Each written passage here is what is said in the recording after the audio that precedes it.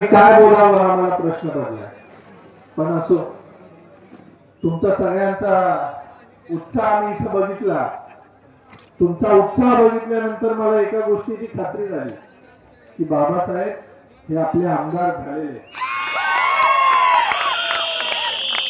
पण मला तुम्हाला सांगायचं आहे की थोडा धीर राहा, थोडी ताकद वाचवून ठेवा, कारण 23 तारखेला निकालाच्या दिवशी हीच शिट्टी तुतारीच्या जोडीने आपल्याला विरोधकाच्या कानात वाजवायची।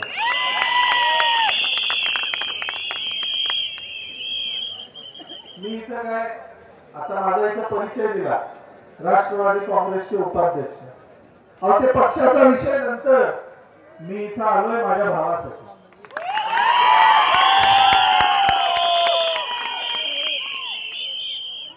मी कुठल्याही पक्षात असतो, कुठेही असतो, तर मी बाबासाहेबांसाठी इथं आलो असतो, कारण बाबासाहेब हे आमचे आदर्श होते। एक लोकनेता कसा असावा,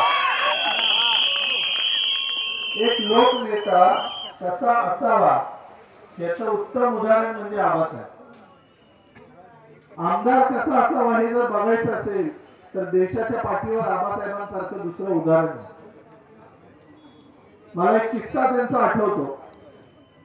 ज्यावेळेला ते आमदार होते, आमदारकीची त्यांची टर्म संपल्यानंतर त्यांच्या आमदार निवासामध्ये जी न्यूजपेपर कागदांची वर्तमानपत्रांची जी रद्दी असायची, ती रद्दी विकून त्याच्यातून आलेले पैसे सुद्धा त्यांनी शासनाकडे जमा केलेले होते। म्हणजे किती प्रामाणिकपणा, किती प्रामाणिकपणा। त्या दिवशी आम्ही लोकसभेच्या वेळेला पवार साहेबांच्या बरोबर हेलिकॉप्टरने आम्ही करमाळ्यावरून इकडे सांगोल्याला येत होतो सभा घ्यायला मोहिते पाटील साहेबांची। सांगोल्याच्या जवळ आल्यावर हेलिकॉप्टर मध्ये साहेबांनी आम्ही होतो, साहेब मला दाखवत होते की राजे बघा खालचं गाव, लक्षात येतंय का कोणतं गाव आहे। मी खिडकीतनं खाली बघितलं तर छान डाळिंबाचे मळे फुललेले दिसत होते, मोठमोठे बंगले होते, शेतीवाडी छान दिसत होती। साहेब मला म्हणाले हे सांगोला आहे, वाटतं का तुम्हाला हे दुष्काळी गाव? मी म्हटलं नाही। हे कुणामुळे आहे तुम्हाला माहिती आहे का? म्हटलं साहेब कुणामुळे? तर ते म्हणाले हे जे सांगोला याचा परिसर जो तुम्हाला विकास झालेला दिसतो, हे तर 100% श्रेय फक्त आणि फक्त आबासाहेबांना जातं। हे काम या आबासाहेबांनी आपल्यासाठी इथं करून ठेवले। या सांगोल्यासाठी पाण्याचा विषय असेल, इथं तरुणांना रोजगार मिळावा म्हणून सूतगिरणी असेल, शिक्षणाच्या सुविधा असतील, अनेक गोष्टी आबासाहेबांनी इथं केल्या। आता येताना मी पाहिलं एक बोर्ड फिरत होते एका गाडीवर लावून, पाणीदार आमदार। अरे कसलं काय पाणीदार आमदार? दुसऱ्याच्या कामावर आयत्या पिठावर रेगोट्या ओढण्याचं काम तुम्ही करता आणि मला पाणीदार आमदार। असल्या लोकांच्यावर ही जनता विश्वास ठेवत नाही। जनता आता जागरूक झालेली, जनतेला कळतंय काय चांगलं आहे काय वाईट आहे। मला त्यांना एकच गोष्टीची आठवण करून द्यायची की मागच्या इलेक्शनला ज्या आबासाहेबांच्या मातीमध्ये इथल्या जनतेने तुम्हाला एक संधी द्यावी, तुम्ही भावुक झाला आणि तुम्हाला एक संधी द्यावी म्हणून ज्या जनतेने तुमच्यावर विश्वास ठेवला आणि तुम्हाला एक संधी दिली, तुम्ही 50 खोके घेऊन त्या जनतेचा स्वाभिमान गहाण ठेवला। ही जनता हे विसरणार नाही। 50 खोके घेऊन तुम्ही गुवाहाटीला पळून गेला। मला तुम्हा सगळ्यांना हेच विचारायचं आहे आणि सांगायचं आहे की आपला स्वाभिमान गहाण ठेवून या गुवाहाटीला पळून गेलेल्या आमदाराला त्याची जागा दाखवायची वेळ इथं आलेली आहे।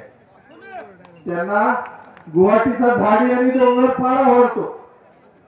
पूर्ण महाराष्ट्रात त्यांनी सांगितलं की काय झाडी काय डोंगर, एवढीच जर तिथली झाडी आणि डोंगर तुम्हाला आवडतंय तर मला खात्री आहे की ही सांगोल्याची जनता तुम्हाला कायमच यावेळेला गुवाहाटीला पाठवणार आहे।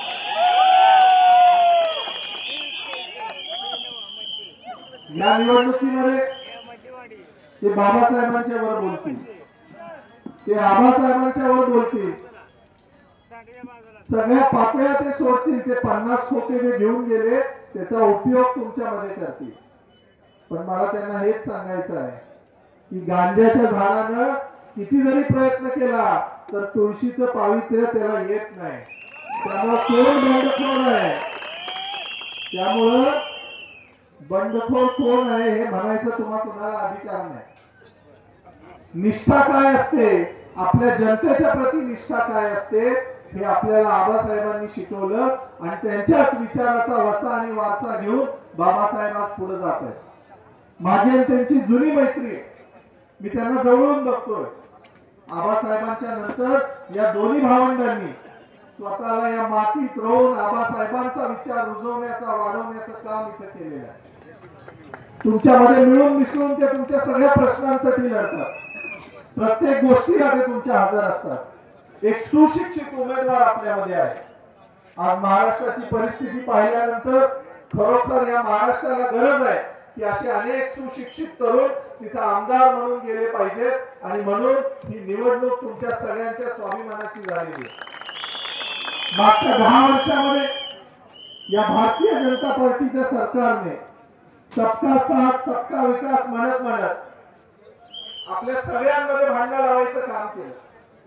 मराठा विरुद्ध ओबीसी, मराठा विरुद्ध धनगर, आमका विरुद्ध तमका. आणि का केलं जातं तर ज्या ज्या आश्वासनांनी जी आश्वासनं त्यांनी आपल्याला दिली होती की आम्ही अमका करू तमका करू, तरुणांना रोजगार देऊ, शेतकऱ्यांना हमी भाव देऊ, त्या सगळ्या गोष्टीवर हे सरकार फेल ठरलेलं आहे. 2014 मध्ये धनगर समाजाला सांगितलं की पहिल्या कॅबिनेट मध्ये आम्ही तुम्हाला आरक्षण देतो.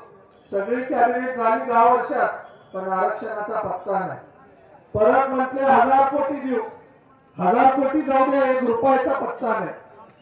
शेतकऱ्यांचे प्रश्न असतील, गोरगरीब जनतेचे प्रश्न असतील, मराठा समाजाचे प्रश्न असतील, सगळ्याच समाजाच्या बाबतीत मागच्या या सरकारची हीच भूमिका राहील.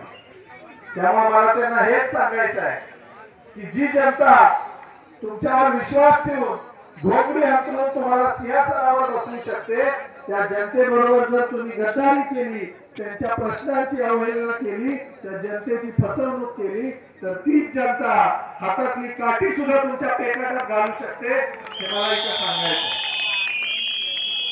त्यामुळे ही निवडणूक आता बाबासाहेबांची किंवा महाविकास आघाडीची राहिलेली नाही. ही निवडणूक या महाराष्ट्राच्या जनतेची आहे. ही निवडणूक या महाराष्ट्राच्या स्वाभिमानाची आहे. ज्या महाराष्ट्रामध्ये छत्रपती शिवाजी महाराजांनी 18 पगड जातींना सोबत घेऊन, 12 बलुतेदारांना सोबत घेऊन राज्य केलं, ज्या पुण्यश्लोक अहिल्यादेवींनी संबंध देशामध्ये जातीपातीच्या पलीकडे जाऊन राज्य केलं, त्यांची ही भूमी आहे. त्यामुळे या महाराष्ट्राच्या स्वाभिमानाला ज्या भारतीय जनता पार्टीनं त्यांच्या बगलबच्च्यांनी ठेच पोहोचवली, त्यांचा निकाल इथं आपल्याला येत्या 20 तारखेला लावायचा. त्यामुळे निवडणूक तुम्ही हातात घ्या. येत्या 20 तारखेला 2 दिवस 3 दिवस शिल्लक राहिलेले, तुम्हाला अनेक आमिष इथं दाखवली जातील, पैशाचा वापर होईल, लोक भावनिक होतील, पण या कुठल्याही गोष्टीचा विचार न करता येत्या 20 तारखेला बाबासाहेबांच्या विजयाची शिट्टी आणि त्याच्या जोडीला विजयाची तुतारी वाजवायची आपण सर्वांनी इथं जबाबदारी घ्यायची आहे. मला तुम्हाला सांगायचं, इथं कोणतरी म्हटलं की पवार साहेबांचा आम्हाला पाठिंबा आहे, महाविकास आघाडीचा आम्हाला पाठिंबा आहे. मी राष्ट्रवादी काँग्रेस पक्षाचा उपाध्यक्ष आहे. मी तुम्हाला इथे जबाबदारीने सांगतोय की पवार साहेब आणि महाविकास आघाडी ही 100% बाबासाहेबांच्या पाठीशी आहे. हेच सांगायला मी इथे आलेलो आहे. त्यामुळे आता कोणताच विषय डोक्यात घ्यायची गरज नाही. आपल्याला आपल्या बाबासाहेब देशमुखांना, ज्यांच्यामध्ये साक्षात आपल्याला आबासाहेबांचं दर्शन होतं, अशा बाबासाहेबांना येत्या 20 तारखेला त्यांच्या नावासमोरील शिट्टीचं बटन दाबून प्रचंड मतांनी विजय करायचा आहे. आणि येत्या 23 तारखेला विरोधकाच्या कांठावर बसतील अशी शिट्टी आपल्याला वाजवायची आहे. इतकं सांगतो आणि थांबतो. जय हिंद, जय महाराष्ट्र. धन्यवाद.